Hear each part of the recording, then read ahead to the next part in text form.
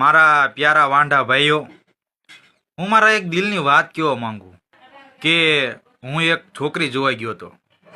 જેમ તમે બધા રાજી થાવ છો ને એમ હું રાજી થયો. દાઢી વાળ સેન્ટ કરાયા ને ભાઈબંધની માંગી ગાડી હારી લઈ ગયો. પછી ત્યાં જઈને બેઠો, ઘડીક ગભરામણ થઈ, પણ આપણે સ્ટેજ પાર કરી લીધું. પછી અમે એકાબીજીને ગમી ગયા, એકાબીજીને અમે વાત કરી લીધી અને એ સ્ટેજે પણ પાર થઈ ગયો અને હું પાસ થઈ ગયો.